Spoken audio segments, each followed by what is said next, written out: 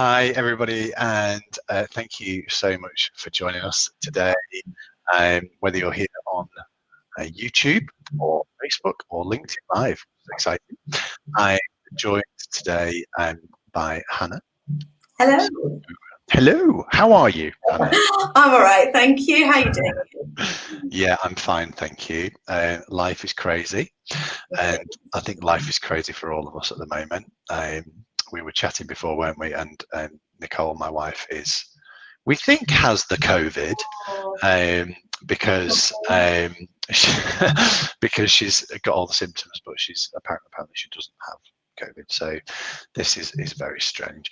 But yeah, we're all fine, and we're very glad that you're here. And thank you so much for joining us. How is let me just say before we get going, folks, that if you're watching us on YouTube, please subscribe, because we've got we kind of go through waves a little bit of when we do live streams, but we're always trying to talk to specialists and professionals and experts and all sorts of stuff that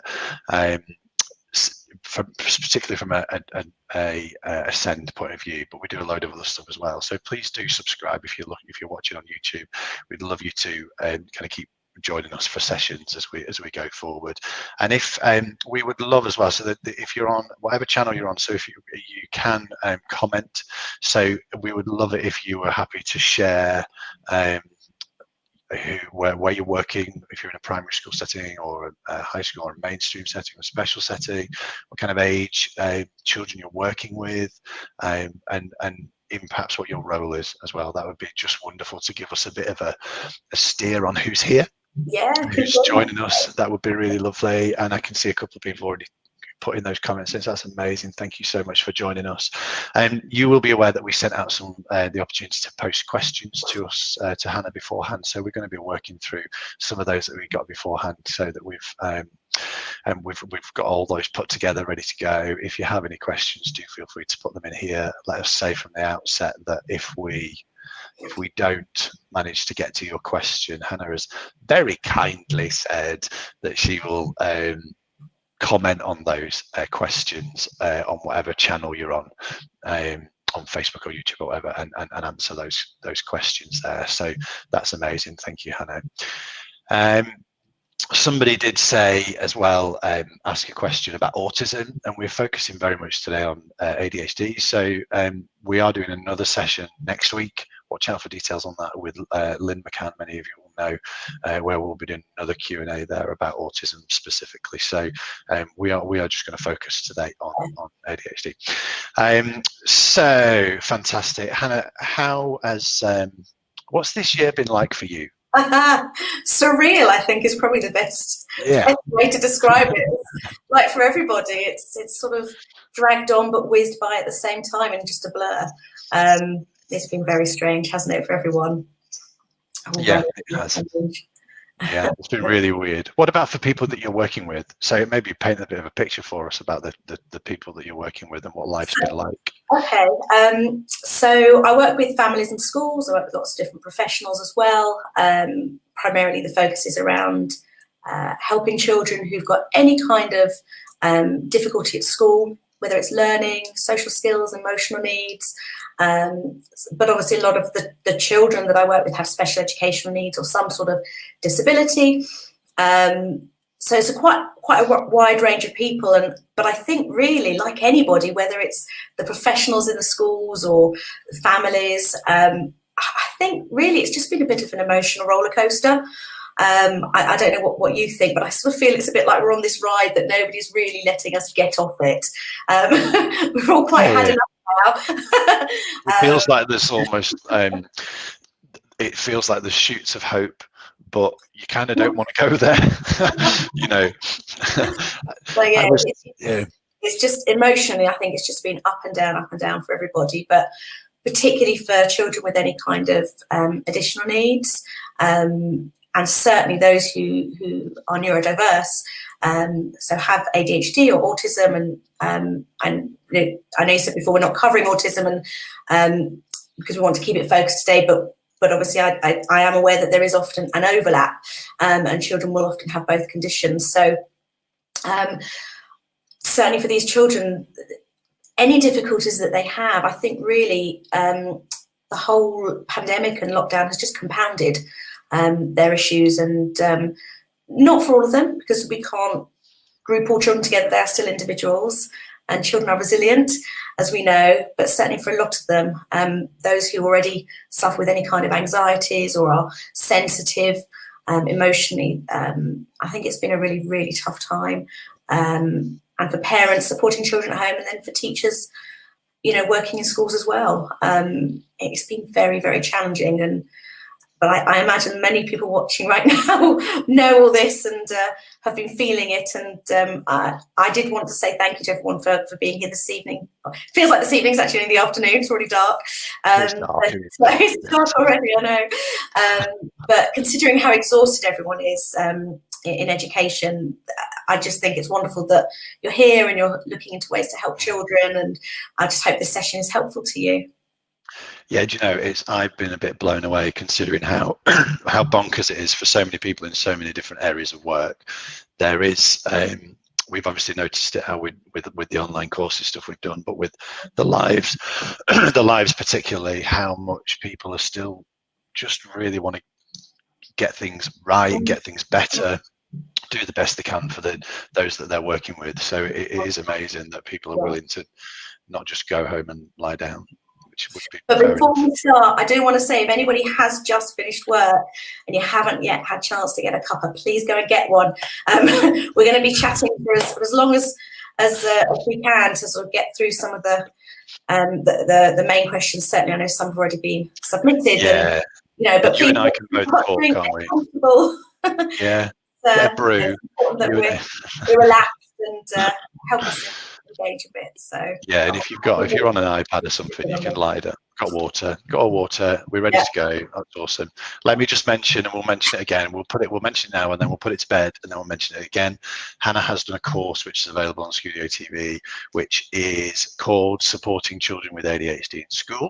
That's available either as an individual purchase or as a whole school purchase. And a whole school purchase means that if you order that, we can enroll everybody that you want us to in school on that course, and everybody will have access to that online on demand. Really, really good stuff. And Hannah's done this is the second course you've done with Studio TV, isn't it? And the first one had fantastic feedback. So do make the most of that. We'll share some details later, but if you have a look at Studio TV, you'll see that if that's going to be helpful and of interest. And before we jump into questions, there's loads of people kindly sharing with us who they are, where they're from. So there's Josie, who is she's a TA, a primary school, 7 to 11-year-old inclusion TA. Kat is working at an older age group as TA in learning support. Julie's Senko and mainstream single entry primary.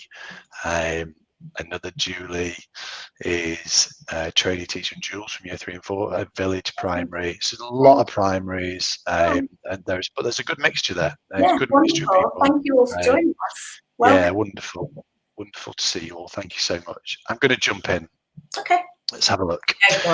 So first question that I have here, let me see. Okay. How do you deal, this is from Jane, how do you deal with a child with ADHD who shouts out so constantly you can't concentrate on talking to the rest of the class? Now, actually, let me whiz up another question, because that's in the same vein as another one that popped in.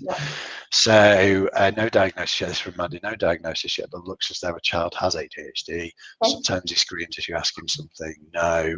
How can we help him not to scream and upset others? That's an abridged It's an abridged question, because we only have so much room here, Mandy. If you're watching, we only have so much room on the screen to put the questions on, so we've slightly edited that. Hannah, over to you. So I'm getting the theme here is with the calling out, the shouting out, the difficulty in sort of being able to stop shouting out. And I imagine that as professionals, you have been encouraging them to communicate in a more appropriate way, maybe raise their hand, trying to give them different ways to express if they need something. But I know that with children with ADHD, it can be very, very frustrating in a classroom and distracting, and both for the children and for the adults working, because you're just trying to get on and teach, and the children are calling out or they're shouting, and particularly if the noise level is raised, it is quite challenging. So in terms of what you can do about that, well, my first thought really is to try to think about the reasons behind what is leading them to shout out. I'm going to try not to ask questions in my answers. As a psychologist, we like to ask lots of questions. And I will say it is tricky, because obviously all children are individual, all children are unique. And whilst there might be similar patterns and difficulties associated with certain conditions, there is a limit in terms of when you don't know the details of a particular child. But what I would say is, if you think a little bit about the reasons behind what is leading them to shout out, perhaps they are struggling to understand something that is going on, whether it's the instructions that they're being given or the content of what is being taught. Maybe there's additional learning difficulties, or maybe they're just finding that particular topic a bit of a struggle. These can cause children with ADHD to either disengage because they're just shutting off, they're just wanting to not to avoid something that's difficult, or they might actually be trying to let you know that they're struggling and trying to get some help. Other things to consider about the reasons why children might be shouting out and calling out if they've got ADHD is to think about sensory processing and their need for movement. These are really, really crucial for all children with ADHD, and there's a lot of really interesting research that's looking into things like how we process sensory information, and how children with ADHD, their brains are wired differently. So how they process information through their senses is different, and how their brain makes sense of that is different. And also their need for movement actually in some respects activates their brain. And quite often children with ADHD, when you see that constant jigging, it can be a sign that they're actually trying to engage their brain to be ready to learn, and they just need movement. So starting off with the understanding is really important, so that we can try and act preventatively. We can try and get in there to support them to have different ways, either to cope if they're struggling to communicate, or to put in that extra support, but really to act preventatively, to try to remove the reason for them to shout out and call out in the first place. Some things you can think about, maybe think about setting up some alternative systems for them to communicate, different ways that they can express themselves. Maybe even thinking about some activities, particularly if there's a lot of listening going on. Is there an activity that the child can be doing? Sometimes we have fidget toys, but I'm not necessarily even thinking about fidget toys. I'm thinking about something that they can actually be proactively involved in the lesson, but doing something that involves some sort of movement or engagement, whether it's coming up and holding something, or drawing something to sort of supplement what you're teaching. Just something, give them a book to look at that's to do with the topic that you're talking about. But whatever systems you set up, so for example, if you're going to set up a process where you want the child to be able to communicate if they're finding something difficult, or they're feeling overwhelmed, or they've just got a need to move, it's really important that you involve the child in planning that system, and then also teach it to them and model it to them. It's not like when you sort of have your class at the beginning, and you give beginning of the year, and you explain all the rules, and then after a little bit they sort of get to grips with it. Children with ADHD, the issues are very much to do with performance in the moment. So they will often know what they're supposed to do. Their struggle is being able to actually carry it out in the moment, all to do with how their brain is structured and how it works. So what they need help with is basically being able to perform those tasks that they know in the moment. And that's going to be a mixture of the adults supporting them and also thinking about the resources that you're using and supporting everything you're communicating visually. Really trying to make all those systems as visual as possible, both in terms of understanding, but also in terms of reminders. And you need to have the expectation that they are going to consistently need support. So it's a bit different from sort of a classic behaviour management approach where you support a child to understand a particular approach, and once they've learned it and they've practiced a bit, then they kind of go off and do it. Children with ADHD, because their difficulties are very much performance in the moment related, they tend to need consistent ongoing support throughout their education. So the expectation really is about them trying to engage with any approaches that you use, but knowing that they've been reassured that you're going to support them and help them with that. I hope that makes sense and it's clear. Yeah. Hannah, somebody's commented here that all behaviours are a form of communication. Andrew's put that, which is spot on, isn't it? And I can only relate from the point. So many of you will know our youngest, Aaron, is 8 years old. He has Down syndrome, and we were laughing yesterday. We were watching a course which was around this one we're getting ready to be released, folks, which you'll be pleased to know, around developing math skills, particularly for children with Down syndrome, which was so relevant to children with all sorts of other stuff kind of going on. And the lady who was teaching that, it resonated so well, where she said, you've got, particularly with Down syndrome, so I don't know how transferable this is, forgive me, but particularly with Down syndrome, if you're going to give an instruction to the child, you've got to give a good 20 seconds, which is a long time. You've got to give a good 20 seconds where you just wait for them to process that, because that's how their brain is functioning. They need that extra time. And if you rephrase it, and then rephrase it again, you've actually given them 3 different instructions, and at which point you're quite likely to get things like, and this is the bit we were howling at, where you'll get the head down and they won't look at you, and then if you carry on, they'll shrink down into the chair, and eventually they'll just disappear under the table because they're not interested anymore, because you've given them too much to process. Yeah. And we would call that a behaviour when they're disappearing under the table. Yeah. It's actually, that's not fair. I've got that completely wrong because I don't understand what it is I'm meant to do to help Aaron get to where I need him to be. Do you know what I mean? And it is quite interesting because often the biggest frustrations, I think, for educators working with children with ADHD is that so many of their difficulties present as quite challenging behaviours, and it's quite easy to go down that behaviour management route within a school system. Certainly, but I think particularly in secondary schools, there's often quite sound and well thought out behaviour management systems where all the different teachers, I'm not saying they don't have this in primary, but in secondary it tends to be much more about you get your rewards and then you get your detentions, and I think it can be quite hard sometimes for teachers to unpick those challenging behaviours and sort of try to take a step back and put those behaviours to the side to try to understand how an ADHD brain works, and also then to completely change the response to a challenging behaviour, where a child with ADHD, you wouldn't necessarily accept some of those behaviours in the same way. And it's not that we're saying that we say to children with ADHD, yes, okay, you can do that, it's no problem. But it's more about how we respond and the way in which we communicate that actually, okay, yes, it's not acceptable, but I do understand the reasons why. So let's focus on that. Spot on. Yeah. Spot on. Andrew has commented to say it's not actually Andrew, it's Jacqueline. It's on the Facebook page.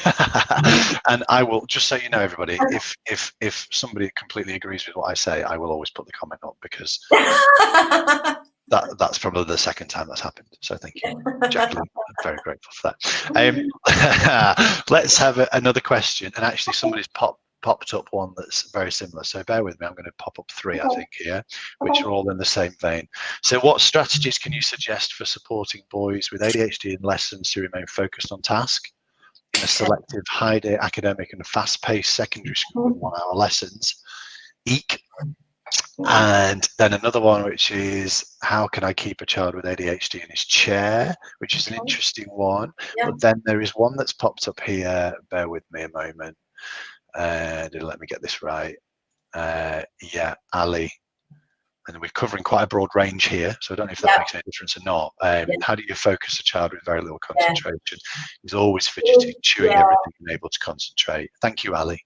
It is difficult, particularly for Ali, for your child that you're talking about. Well, the children you're talking about, being in reception in early years, our expectations are going to be very, very different. One of the things that's really important to consider for children with ADHD when we're thinking about how we can support them to be focused enough in lessons to carry out the work and to concentrate is their need for movement. And as I said before, sensory processing. This might be a theme that comes up quite a lot in this discussion because it's so important. But what I would say is for the younger children, be careful not to get too lost in their diagnosis and to put everything down to a difficulty, because actually some of their poor concentration may well be developmentally appropriate for their age. I have quite strong views on our education system and what we expect from our children at such a young age. Obviously, we want to be able to support them to engage long enough to enjoy a story or stay focused on a particular play-based activity to really sort of get the learning experience from that. I certainly would take some of the things that I say here and see how that might be relevant and apply to your earlier setting.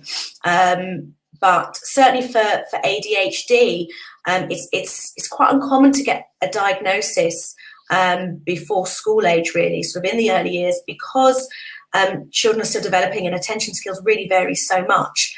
And it may well be that you're better off focusing more on the ASD aspects of what's going on for the child. But if there's anything that I say that you think would be helpful and relevant, do try to apply it. Just bear in mind that obviously for younger children, our expectation will be a lot different. I think I'm often asked a question, actually, and it's quite interesting. I'm often asked a question about how long should children be expected to concentrate for? And I looked into this a while ago, and interestingly, there's not a huge amount of research that's really very conclusive. There tends to be sort of what little research there has been done, there tends to be sort of a view that maybe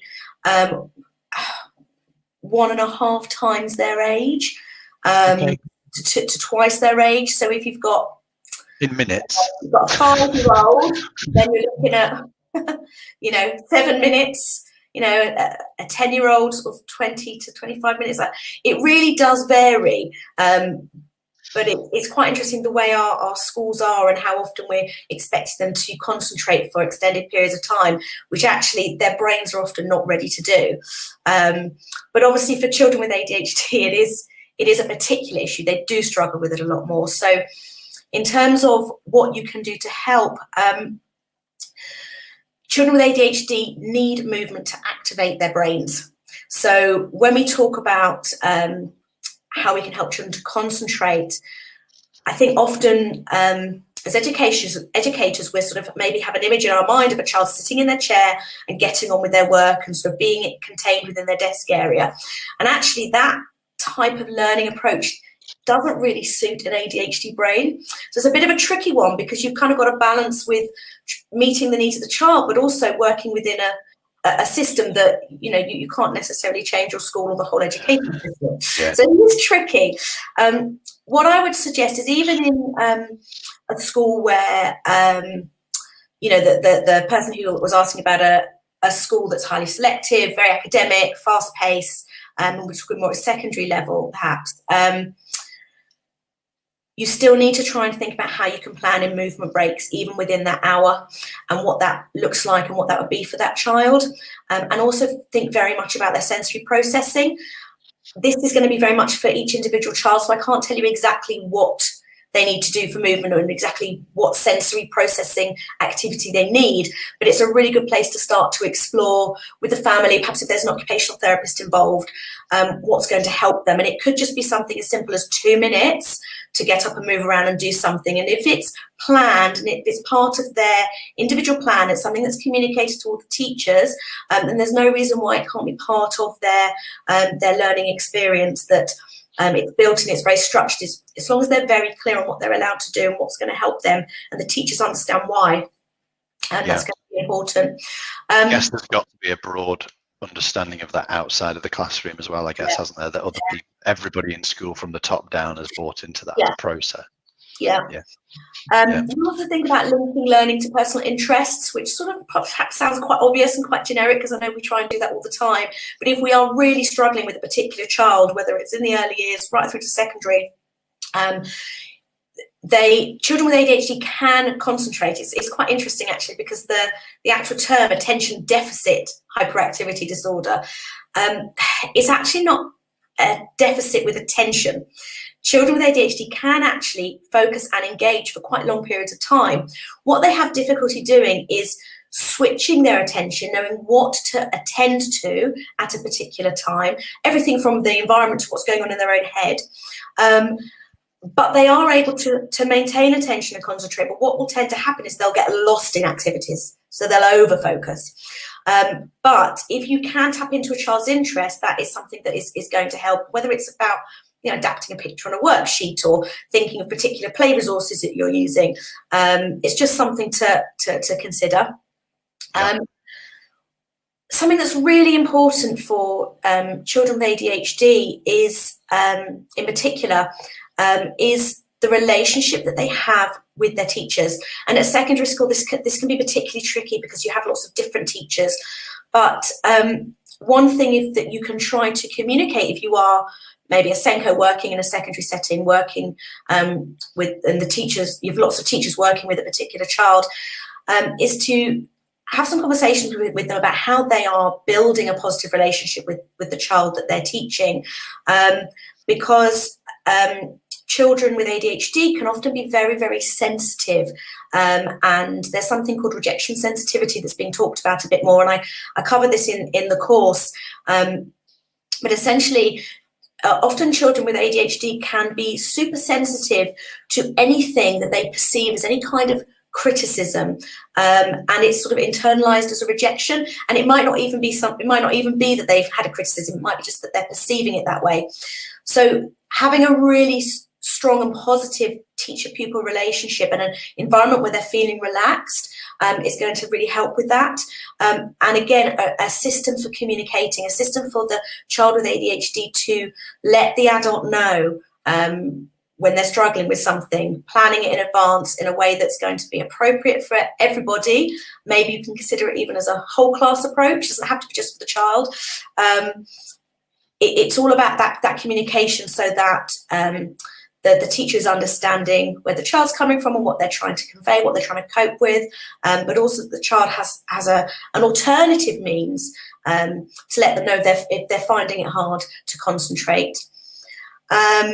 What else? So thinking about where the child sits, so very simple, very little, but if they're near a window, they're more likely to be distracted by what's going on outside.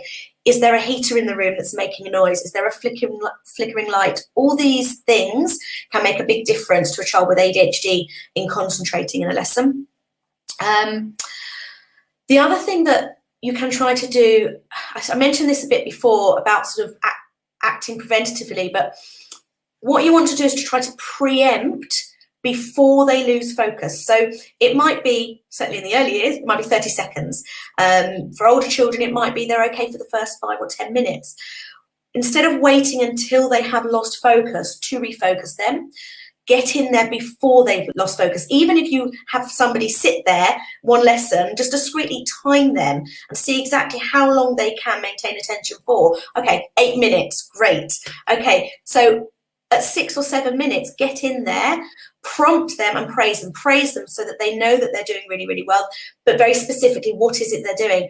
You know, I really like the way you are looking at your workbooks. I really like the way you are listening when we're having a conversation, and prompt them to keep going with what they're doing. So what you would say to them if they lost focus, you know, come on, think about what you're doing. Let's pick up the pen again. Let's do some more writing, or let's use the maths resources, whatever it is.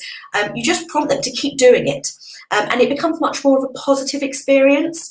And again, as I said before, think visually as well. So it's not enough just to say it. They really need to see it visually as a reminder on their desk. And it's quite a nice way to support a child a bit more discreetly, because if they've got there's particular symbols on the board that you use for the whole class, you can draw their attention to them. And maybe they've got something on their desk and you just want to sort of gently point to the picture rather than having a whole big conversation. So there's lots of different ways you can work around what works for you in your That's really cool. It's that a kind of errorless thing, isn't it? The errorless learning idea of, you know, again, forgive me, we're picking this a little bit from an Aaron point of view. If we don't, you know, if we try not to set him up to fail, you know, because we're just giving him too much. So even just from accounting from 1 to 10, we go, no, we're not doing it. We're going from 1 to 5 because he can do that really consistently. Yeah, you know, starting where they feel confident.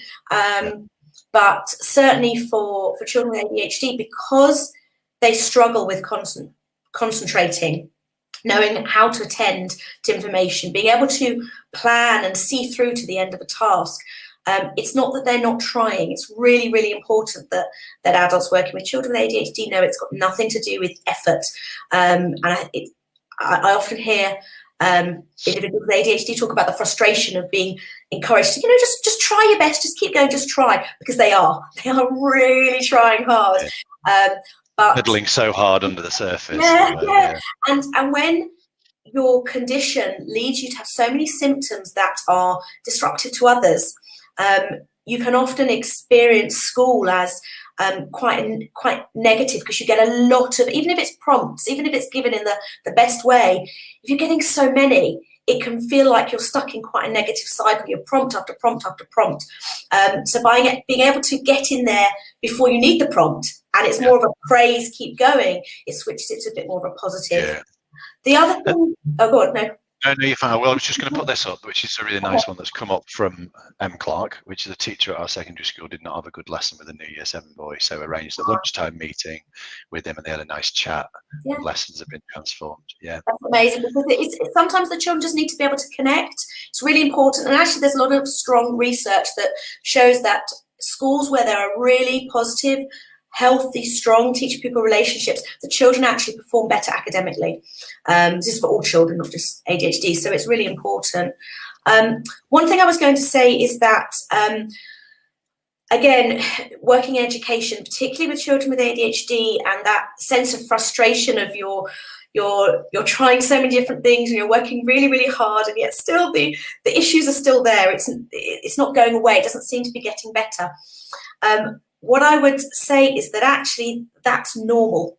And I would encourage you to shift your expectations of how a child is going to change in response to what you're doing, because the support you're putting in place is not about helping them to change. Yes, they will learn and they will gradually develop, and as their brains mature, they will gradually improve over time. And by adulthood, a lot of symptoms of ADHD do reduce. But it's not the same as a child who's maybe a bit delayed with reading, and you put in a booster and then their reading improves. Children with ADHD, because it's difficulty performing in the moment, they are going to need continued support throughout their education. And I think if you can have that mentality, that approach when you're working with the children with ADHD, it will hopefully help things be a little less frustrating, because if you're putting things in place to support them, then know that is the help they need, and that is how you are helping them. It's okay if you're not seeing dramatic improvements in behaviour. You will be making a big difference to them maybe emotionally, or just being able to support them to have more of a positive experience and to cope and to engage and to access their learning. And whilst it might not seem like it's making a big difference, don't underestimate the impact it will be having if you are supporting a child with ADHD. But just keep in mind that need for support in the moment is always going to be there for the majority of their education, and it might change the types of needs they have at different times, but it's not about sort of getting to a point where everything's magically disappeared and okay. A couple of other things to mention. Sometimes children with ADHD have ear defenders or what's called wobble cushions. They sit on these bumpy cushions. It's always worth trying out, just in the same way as fiddle toys. See if it works for a particular child. Does it help them to focus and concentrate? Some children with ADHD really like them because actually they really, really want to learn. They want to get on, and they just find it so hard to not focus on something else that's going on near them, whether even if it's quiet chatter. So it can make a difference. It doesn't have to be something that they use all the time, but it's a resource. It's an aid, like a pair of glasses. Sometimes we wear glasses to help us read. And the wobble cushions can help. Just check with the wobble cushions. I was once told by an OT that they're used for different things. So sometimes they're used for more postural support, helping a child who's got some maybe some physical issues with hypermobility or core stability, but they can be used for attention as well. And they were saying that the type of cushion and the thickness can make a difference. So maybe just if you've got access to an OT, just give them a shout and just ask them just to check what type of cushion is going to work. I've got a Facebook group called Top Tips for Learning and Child Development, and you're very welcome to join there. And we have professionals like occupational therapists who, if you ask a question, somebody will answer it. Make sure we share that. Yeah, we'll put that in the comments at some point. Yeah. Thanks. So it's worth just checking it with an OT first, but all these things can help. I've got a couple. I have probably got a couple more bits that I can probably add. I'm concerned I'm wittering on. Let me put this up while you take a breath. And I think take a look at I pinged you actually, Hannah. Take a look. There's something I wanted to ask you, which nobody else can see. But I'm just going to put this up as well, which is a thank you from Vanessa about rejection sensitivity, which is wonderful. Thank you, Vanessa. That's awesome. That's really awesome. Let me just then, thanks, brilliant. And I'm just going to put this question. But just before you do, the other thing I've just thought of, when it comes to concentration and attention, another thing to check is food intake. Children with ADHD benefit from protein-rich diets. So you might want to have just a chat with the family about maybe what snacks they're bringing to school, what they're having for lunch.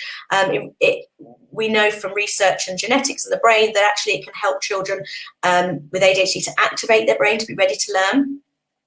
And this one might surprise you a little bit, but there's some research that has found that having a sugar boost can actually help children when they're about to engage in intense periods of thinking, maybe before an exam. But so if you've got a lesson that you know that's going to be really heavy on the thinking, perhaps it's a particular lesson where the child struggles with their learning, giving them maybe a bit of dried fruit or having a bit of juice beforehand might help. I'm not saying 100% guaranteed it will, but it is something to try if it helps them to be able to maintain their attention longer. It might be more suited to older children, because again, but actually children with ADHD, like all children, they're sensitive to sugar, but just in the same way as all children are. So again, it's something to consider, to try out. If it works, great, and if not, don't do it again. Awesome. The other thing to think about, the last thing I'll say on this with concentration and focus is that children with ADHD really, really struggle with executive functioning. So this is how our brains sort of control sort of how we plan and organise our lives and how we function in our day-to-day lives. And in particular, time management is a real issue. So if you've got a child who's struggling to concentrate for a whole hour, well, first of all, I'd say, I think actually concentrating solidly for a whole hour is challenging. We want to break it up. But whatever period of time it is, try to think about how you can put in support for their time management within the lessons. because that might make a real difference to them as well. Cool. Thanks, Hannah. That's amazing.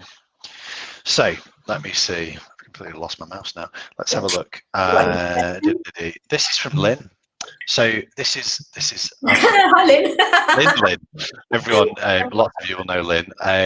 It's so nice that you've joined us, Lynn. We seem to assume ADHD is about boys. How does ADHD affect girls? Is it different?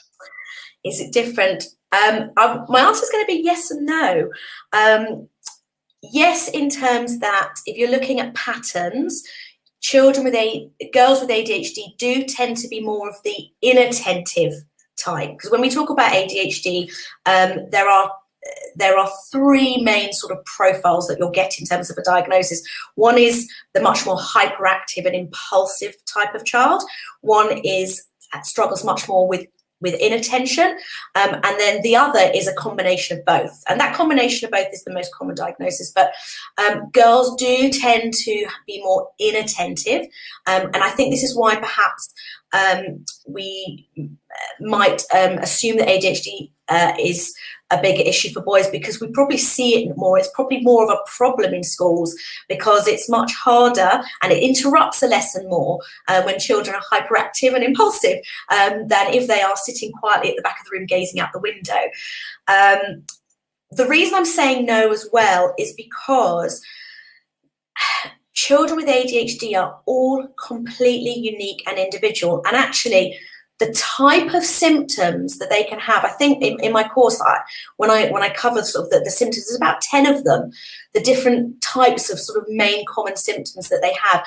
And all children are so very, very different in which symptoms they have when they've got ADHD. The human brain is really, really, what am I trying to say? It's diverse in that the actual structure of the brain and how it looks and the folds of the brain are unique to individuals in the same way as fingerprints are. So because ADHD is very much about how the brain is structured and how it functions and works differently, every child with ADHD is going to be so unique. So I think, yes, there is a reason why we have that perception that boys perhaps have the condition more. Don't ask me for statistics. I'm not great with statistics. I'm not one for sort of saying this percent, that percent. I'm sure if you Google it, it's probably about 5%, something like that. That tends to be the common statistic. I personally don't pay too much attention because that is based on what we know, and there's so many kids who go undiagnosed. We have so many adults being diagnosed at the moment. So you know, I couldn't tell you the actual statistics in terms of boys versus girls or anything like that. I think what is important is to note that there can be differences, but that every child, whether they're a boy or a girl, their symptoms are going to be very, very unique to them. And it's one of the biggest challenges, I think, if you're teaching children with ADHD, because every child is so very, very different. So what they need is going to be very, very different. And, you know, you might have worked with a child for 3 years and developed all this expertise. You might really understand ADHD. And then the next child you work with is so very different. You feel like you're starting from scratch again. So, yeah. Yeah. Cool. I'm gonna mix it up, throw another one in there. So again, this is a couple of questions that are kind of linked together. So let's take a look at both of these. So how can we settle a child into a lesson who comes in a heightened state? Okay. And then the one that kind of linked to that is, how do you keep an ADHD child regulated when the deregulation is that they can't do what they want, when they want, how they want, when they want? That's a good one, isn't it? Look, in relation to the second question about what they want, when they want, how they want it, my first thought there is whether there might be additional issues going on, and that would certainly be something to look into, because obviously ADHD it's very, very common to have additional they call it comorbidities. I hate that word, it's horrible, but different types of neurodiversity. So maybe if there's autism, elements of autism there as well, that sort of that sense of you know, not having it when they want it and all of that. But But I would suggest that underlying that sense of, they wanted to do what they want when they want it, it strikes me that perhaps maybe they're trying to have a sense of control. So my question, sorry, psychologist coming out here, is what's leading them to feel maybe a bit anxious, maybe a bit overwhelmed, and that would be perhaps where to focus, because maybe that's what's causing them to be emotionally unsettled and dysregulated in the first place. So that would be, I would say that maybe need more of a preventative approach. But in terms of generally when it comes to helping children with ADHD return to their personal level of calm, and I talk about their personal level of calm because actually what's calm for them might be different for us. So it's important to make sure that if we are supporting a child to get from A to B, from up here to being calm enough to access learning and interact with others, that we're bring them to their personal level of calm, which might be still a little bit up here, a little bit restless. A lot of children with ADHD have something called inner restlessness, and that doesn't mean that they're not calm enough to learn. So it's make sure you sort of have a sense of where you want the child to bring the child back to. What I would suggest in terms of things like coming into a lesson, so break times and transition periods are the worst. They're unstructured. In many schools, you have the least skilled and trained staff, and I don't mean that in an offensive way to undervalue them, but if you've gone through training and you're an experienced teacher, then you are going to have more tools in your box to deal with the situation effectively. So we can see how it's quite easy for children with ADHD to struggle in more unstructured times, and put that alongside their difficulties with planning and being organised and everything, and memory, and you can see how it all goes to pot, and then they end up feeling overwhelmed and up here. So one of the things you can do is to think about adapting the process, maybe the timings, into whatever you're going to use to support them to regulate their emotions, whether it's a particular sensory activity or they just need time to debrief and have a chat, or maybe engage in a bit of mindfulness, maybe there's a safe space. Whatever you're going to use, try to start the process. Again, it's about that preempting. So maybe 2 minutes before the end of break, that you put things in place. Maybe you adapt their timing so that they're allowed to leave a lesson 5 minutes earlier. So then when they're moving through the corridors, it's less overwhelming for them. And again, thinking about the atmosphere of when they're coming into the classroom, if all the other children are not quite settled yet and it's busy and it's bustling, there's no point trying to sort of get the ADHD child to calm down at that point. Just give them a bit of space, a bit of time to do their bustle as well, and then try to calm the whole class, and then you can work individually with the child with ADHD. And you might think about music, you might think about scents, lots of little things that can help the atmosphere of a room sort of feel a bit calmer. Also, really important for emotional regulation is teaching and modelling things like emotional literacy and emotional regulation strategies. So making sure that in advance, not in the moment here, this is in advance, that the child does have an awareness and an understanding of emotions, can recognise them, can label them in themselves and in others, and that you have looked at and practiced together some strategies. Because when a child is all over the place, whether it's a huge meltdown or even just they're sort of gradually getting a bit heightened in their sort of being sort of emotionally overwhelmed, that's not the time to start trying to teach them a technique, because they're not going to access it. They're in the brain, when they're in that state, the emotions are causing their brain to be flooded with all sorts of chemicals that make it really hard for them to access communication, and to really sort of engage and process what's going on, and they'll be super sensitive to things in the environment that might cause them more stress. So At that point, you're wanting to go back to using your visuals again. So if you've done the pre-teaching and you know the child knows what to do, they understand emotions, and you know how you've talked about some strategies, and just have the visual prompts ready to support them with, let's go to this space, let's do this activity. So rather than engaging them in conversation about it, it's very much about let's just do the activity to try to bring ourselves down to a state of calm. Again, thinking about, I've just had a thought of, oh yes, there's a really good program called Zones of Regulation, which you may have heard of. I think a lot of people have heard of it now, but if you haven't, do check it out. It's a really good visual program for supporting children with emotional regulation, and it works really well. You can use it as a whole school approach.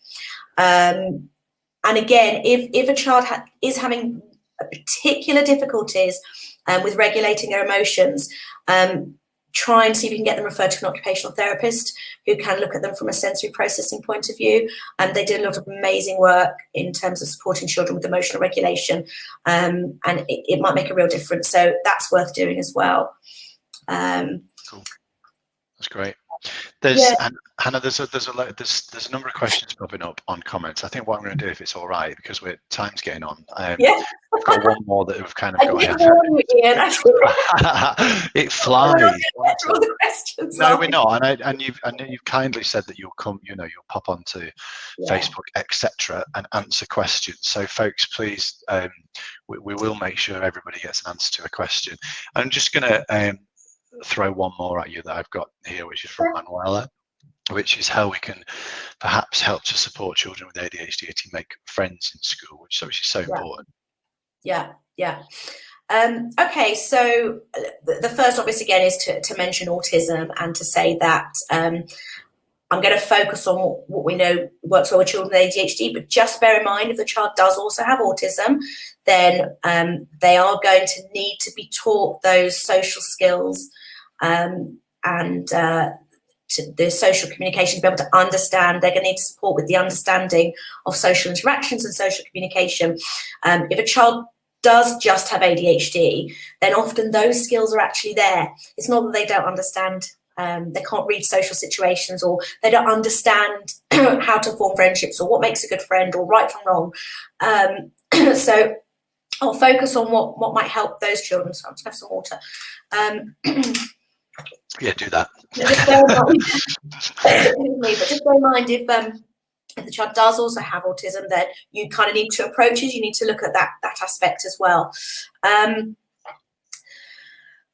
think what's going to help children with ADHD? Well, I think the first question, sorry, here comes another question, is what's preventing them from building those friendships in the first place? Because actually, like all children, then actually, in terms of actually building friendships and engaging with other children, their issues are going to be the same as every child. Sometimes we are lucky and we have children in our class that we have shared interests with and we engage with and we click with. Sometimes we don't. I think the issues for children with ADHD tend to stem, if it's not related to autism, tends to stem either because they may be are intellectually gifted. So there is quite a crossover with children who are intellectually gifted and have ADHD. So a lot of children who are gifted do, it's quite, again, don't ask me for the statistic, but they do have ADHD. And so then you can have difficulty because their interest in the way they see the world and view the world is quite different from their own age group. So that can sometimes be the reason for the difficulties. But the majority of the time, it's to do with their emotional regulation. It's to do with how they cope and manage in a challenging social situation. And by challenging, I don't necessarily mean a really big challenge. I mean like the typical kid stuff that you get when they all come in after break and they're all telling you, 10 different sides of the same story, and it's an argument over a skipping rope. It's not going to be much more about how they cope with that and manage that and the feelings that presents in them. And because they struggle with that, and because they might then lash out, we can have friendship difficulties because other children might be wary of a child with ADHD if they are quite physical and expressing when they're not feeling very happy about something, or perhaps the child with ADHD is a bit all over the place and has missed an aspect of the conversation, hasn't quite followed a group conversation. Maybe the other children lose patience, or maybe an argument happens because there's been a misunderstanding. So start by trying to unpick a little bit about what the difficulty is with making those friendships. But really, you're using all the things you would for any child. You're thinking about social skills and whether it's a particular group or just one-to-one or generally in the class. Does it need a boost, a revisit? Looking at friendship systems that you have going on. Can you put in some more structured activities? Some schools at their playtimes, yes, there's opportunities for children to just have free imaginative play, but they'll often have structured activities going on as well, whether it's a basketball or the climbing frame or board games or chalking, just different activities that children can rotate through and engage. So there's an option for a bit more structured play, which can help a little bit. And again, thinking about those shared interests. But once you've addressed that, then really what we want to be doing is skilling the child with ADHD up in terms of their emotional regulation and their social self-awareness. And again, I cover this in the course. We need to support them to recognise their own feelings and how that affects their body physically. That they need to be able to start to spot and learn how to notice the small changes in their body before they get to full-blown, out of control and really, really angry. So, when we're starting to feel a bit sweaty or red in the face or our heart's pounding a little bit, those little changes, are my hands clenched? Are my fists clenched? Because my fists clenched because I'm not happy with the situation. That's the starting point, really, of a child being sort of self-aware of how they interpret and respond to social interactions, and from that we build up on teaching those emotional regulation strategies and social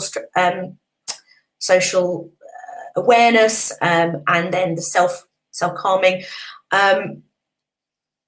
As I said before, because their difficulties are in the moment, what you will find is that a child with ADHD will probably need ongoing support at break times. It might not be persistent throughout their whole education, but you might find there's a period in year 2 and a period in year 5, and then at secondary school, years 8 and years 9, things start to bubble up again. So you've just got to be prepared to support them in the moment and think about which adult is going to be helping them at break times, because whatever you're going to be teaching them and practicing with them outside of breaks, they need to practice it, but they don't need to practice it to learn it and to understand it. They need to practice it in the moment to be able to have better control and to be able to recognise and understand their own body a bit better. And the other thing I would say in terms of friendships is very much about what work are you doing with the other children to make sure that they understand the child's ADHD and that they know what to say and do. If they start to see that the other child is struggling, and to understand the reasons why. And that's obviously got to be handled very sensitively with conversations with the child and with the parents who have ADHD. But